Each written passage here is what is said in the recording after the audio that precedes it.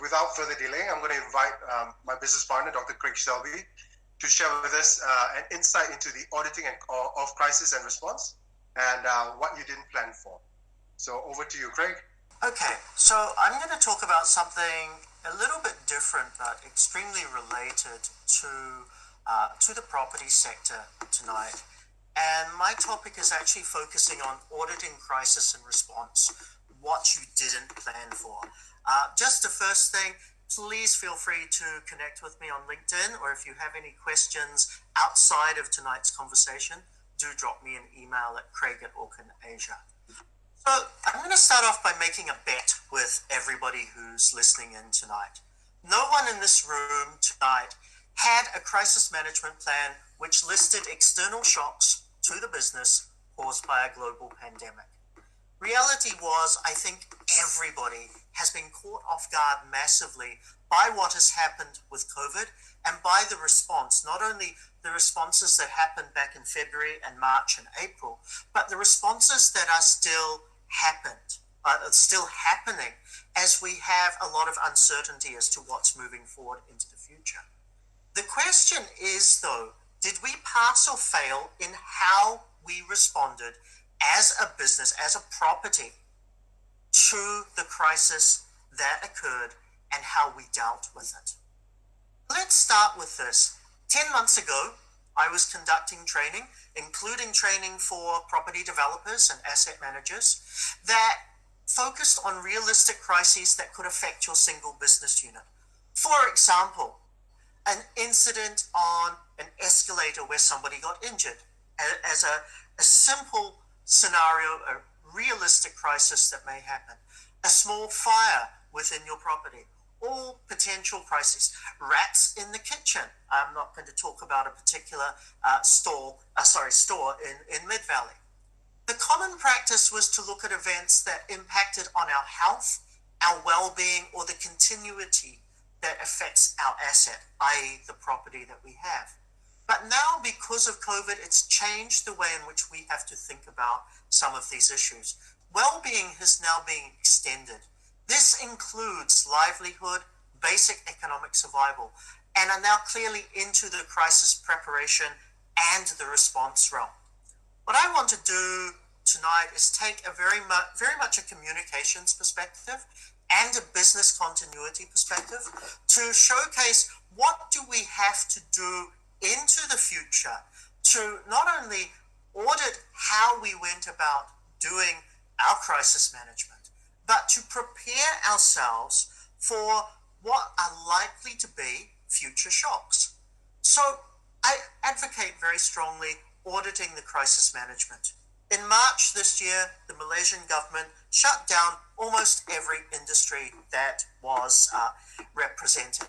That means shopping malls stopped instantly, apart from a few shops that were basic necessities like supermarkets and so forth. It shut down commercial buildings.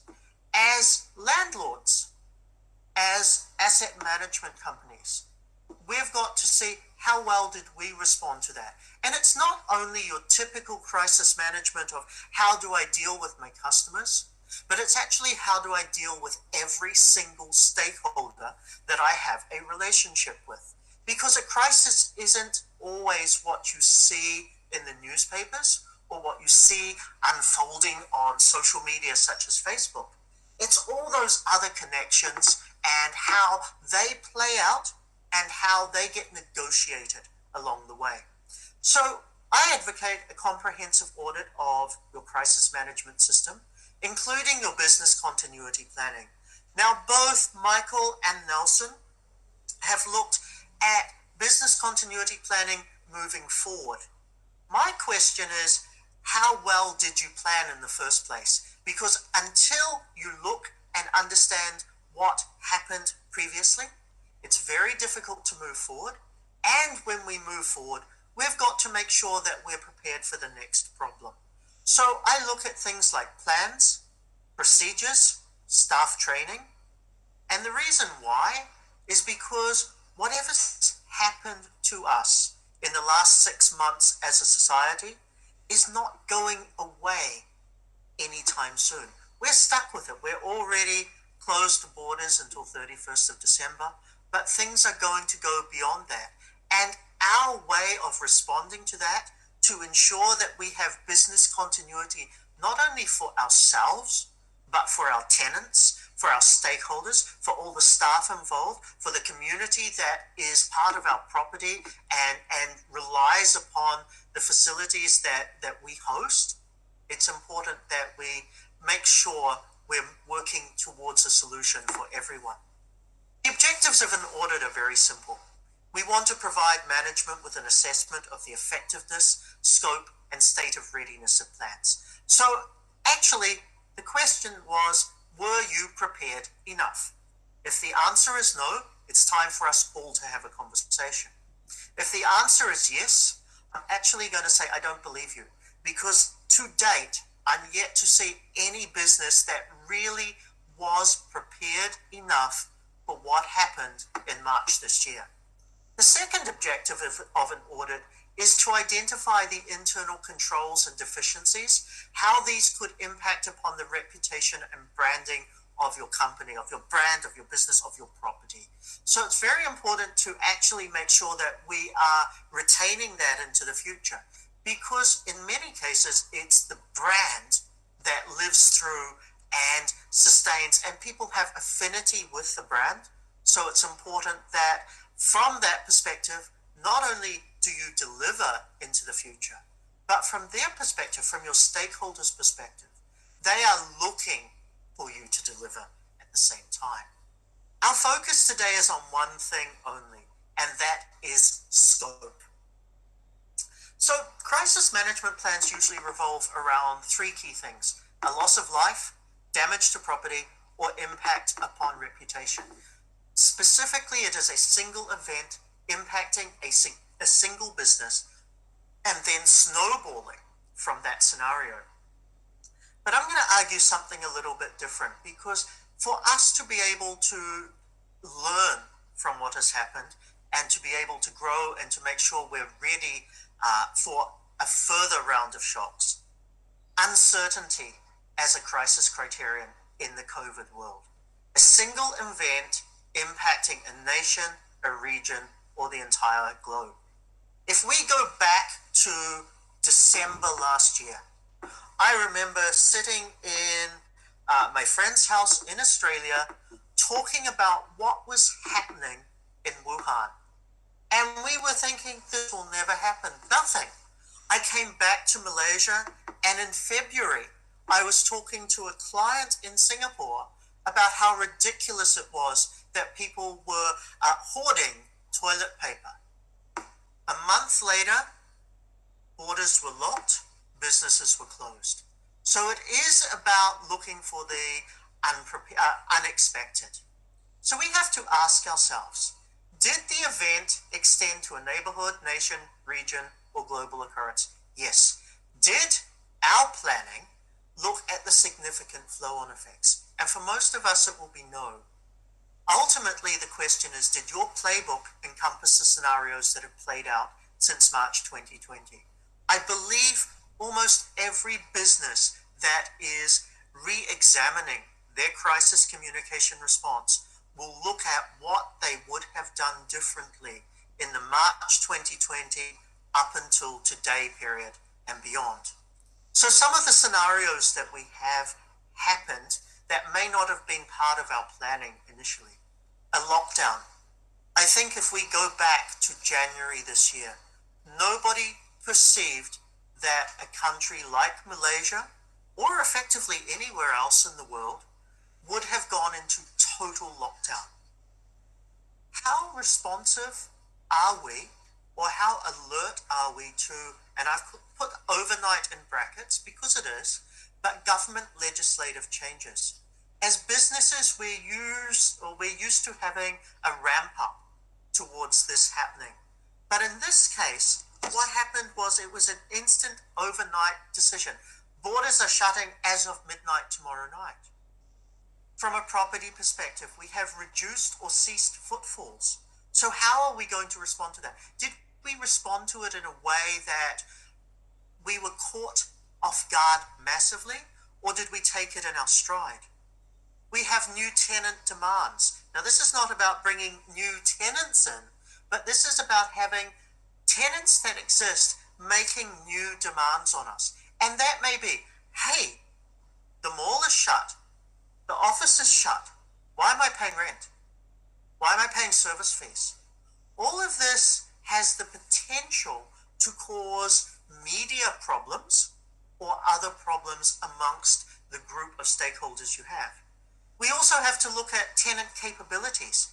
So one of the things that Michael and I have been talking about over the past few months is new ways to fairly gain rental payments from tenants given a capacity that cannot be currently reached. So if my tenant is capable of doing 30% of what they previously did, how can we turn that into a win-win? Because if our tenant goes out, we lose rental. If our tenant stays and we re-look at how they are able to pay us, this is the capability for today. How do we adjust it? Then we have to look at how well did we adjust to new SOPs and the staff training associated with it. All of a sudden, we're told we have to measure people's temperature. The first thing I remember about seeing that is, where do I even get the electronic thermometer to be able to do this? What are the SOPs? What distance must I get? How do you make Malaysians line up at 1 meter distance from each other and follow that line? Because that's not really how the culture here has worked. And finally, from that, how do we train our staff to politely but robustly enforce some of these? We, as perhaps landlords or asset management companies, have changes in function and role. We might have a run on our cash flow. I know businesses that lost income but still had $500,000 that they had to pay out each month. Let's go into the more social side. We have team morale at an all-time low. So part of the crisis that a business that you may have faced is the fact that your stakeholders are in not only a lull, but they don't see the way to get out of it. So how do we help contribute to not only us having a positive future, but making sure that they are part of that positive future as well? And finally, a new working environment, the work from home scenario. Many of us still are. We've seen from the video that Michael shared of the, I can't remember what the store was, it wasn't the 7-Eleven, but the one where the gentleman was holding the equipment, but was actually stacking shelves in a completely different room. So to what extent have we gone down those tracks, and to what extent are we going down those tracks? These all become part of the things we have to ask. Did we manage to address each of these? If not, are we putting them into our planning for the future? And how do we make sure that we're doing a better job? I want to ask you a few questions about stakeholder outreach. If you want to answer these questions, feel free to type them in for us, because the answers will always be very interesting. But how long did it take you or your asset management team to issue a statement to tenants and or other stakeholders once you heard about the economic lockdown? So once you were told no businesses operating from this point forward, and I think that was 23rd, 24th March, something like that. How long did it take you to communicate? Did you offer amended terms to your tenants proactively? Did a discussion require them to approach you first? So one of the examples was Sunway went on record very, very fast to say, we're not charging our tenants rent for this month. Now, okay, that was a publicity opportunity for them, and I think very well played. But my question is, did you do something similar? Maybe not publicly, but how did you offer or think through how you could help your tenants in a different way? What methods did you use to communicate with your tenants and their stakeholders? So I've put here, if it's commercial, communicate with staff. If it's retail, how did you communicate with shoppers? What I noticed through observation of social media is a lot of businesses, and I'm not talking about retail malls or anything specifically, but a lot of businesses actually spent most of their time, due to the government lockdown, we will be closed for 3 months, whatever. The thing is, they didn't communicate a solution, they communicated a further problem for people. So again, from a communications perspective, I want to come back to what methods did you use? Did you communicate a solution? And did you help to take people, any of your stakeholders, did you help to take them out of a very scary and uncertain situation and give them some reassurance? What initiatives have you helped to develop to A, engage with your tenants, offer B, cross collaboration, so maybe joint marketing efforts, or you take on some of their marketing to try and drive footfalls towards them in a reduced capacity scenario, and C, what initiatives did you do to help tenants in their own business continuity planning? Now, there's nothing that says it's our obligation to help our tenants, but by helping our tenants, we help ourselves. So a good planning for crisis, a good planning for business continuity, is making sure that we find a way to almost have a snowball effect, helping the future to help what we need at the moment. The next question, what was the internal reaction time and process to government and policy decisions affecting your property and those within it? So how long did it take before everybody on your team was on the same page? How easy was it to implement work from home scenario? So I have friends who, for the first 2 weeks of lockdown, couldn't do their work until their boss finally sent them a printer and a desk and some furniture so that they could do everything from home the same way they would in their office. And lastly, is it business as unusual or business as usual for you? Now, I'm asking these questions not because I'm giving you a solution, but because I want you to ask these of yourself and then put that back into your planning. Because if you took time to respond to these, if you failed to reach out to some of your stakeholders to be able to create something, you've actually failed in your crisis management planning. And from an audit perspective, I would say you have to change things for the future. So successfully auditing business continuity management planning and crisis management planning tips. Make sure plans are based on a sound understanding of what matters to the business. As a landlord, as an asset management organization, what matters to your business? Keeping your tenants. Because if they're not staying, the amount of time and work it takes, and I mean, Nelson will appreciate this in particular, but you have that lag period. And when your property is a little bit more empty than you would like it to be, or worse still, you've got reduced footfalls, plus you've got all these hoardings up of businesses that have closed down, that's not helping you. And what the business depends on. The business depends on customers and tenants.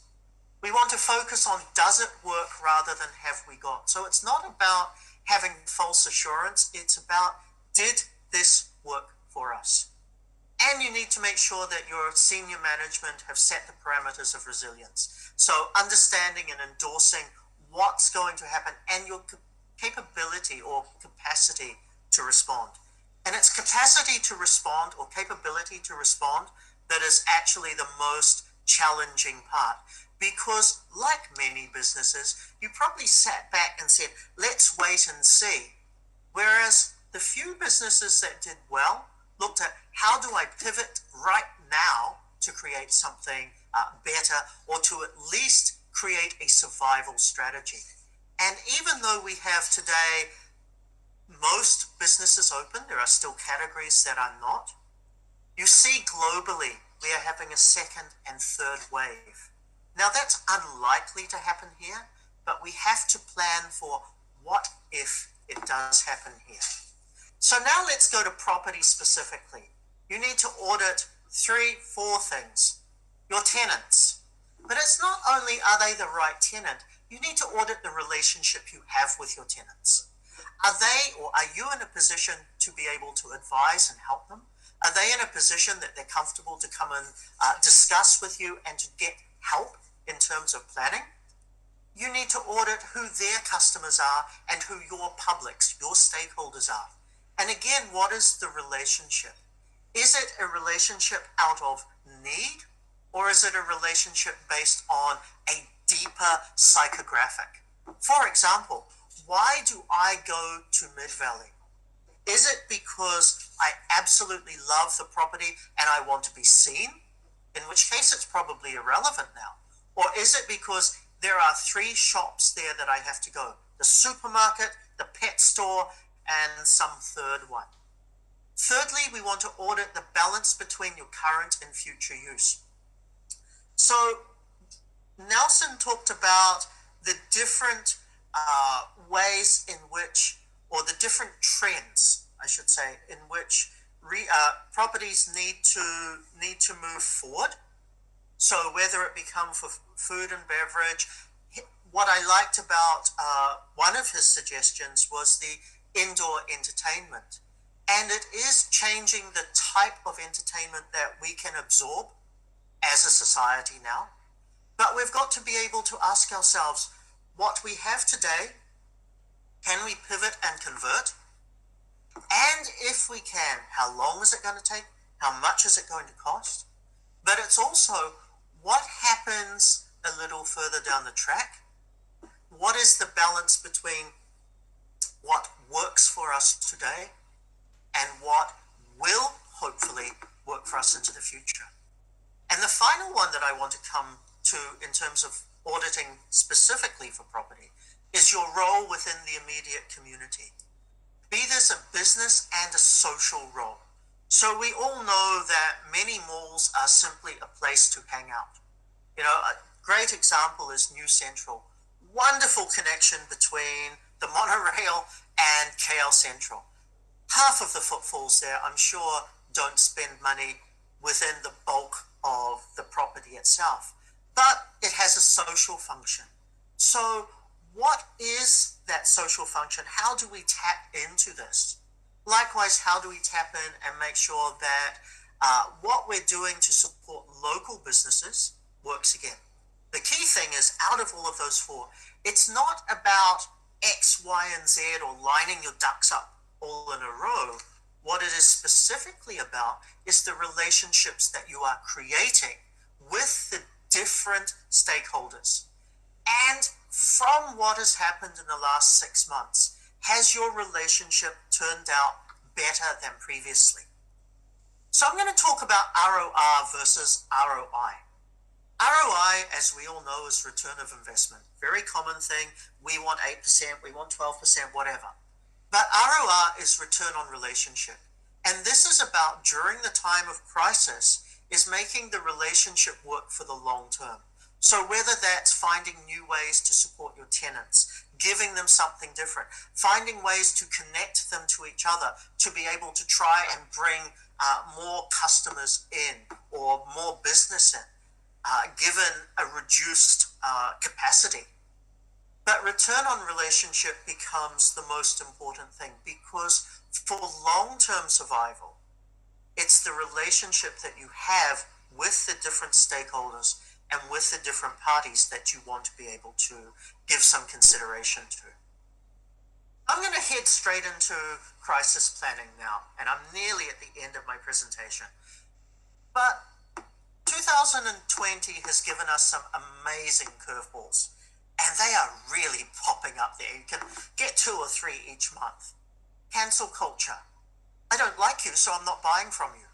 The problem with cancel culture is it's not only about impacting individuals, and we have a nice individual there, as you can see. It's actually coming to the point that it is impacting businesses as well. We have, I think April or May this year, a global consultancy firm put out the 2020 Strength of Purpose report. And Strength of Purpose was about what you stood for. And I'm going to ask you one question for your own business, for your own property. What actually do you stand for? It's not about making money. It's what is your specific role as a business, as a property within the broader community? Are you a safe haven? Are you there for the underdog, the mom and pop stores? Doesn't really matter, but what is your strength of purpose? Because Asian consumers react strongly to strength of purpose, and the numbers are phenomenal. We have social distancing. I had a lunch meeting today with Farrell and another associate for business, and we really needed to sit at 2 different tables just for 3 people. Now that means instantly in your F&B outlet, your capacity has changed. Instead of fitting 100 packs in, you're now down to maybe 35. We then have SOPs, integrating all of the SOPs. We have Karens everywhere, and that's the photo. I'm going to need to speak with your manager, thanks. But because of this, we're actually getting more issues. Now, the Karen issue at the moment is those people going around photographing the fact that as a property, we've failed to 100% maintain social distancing, or we slipped up on an SOP. And photographic evidence is what's going to get you negative publicity.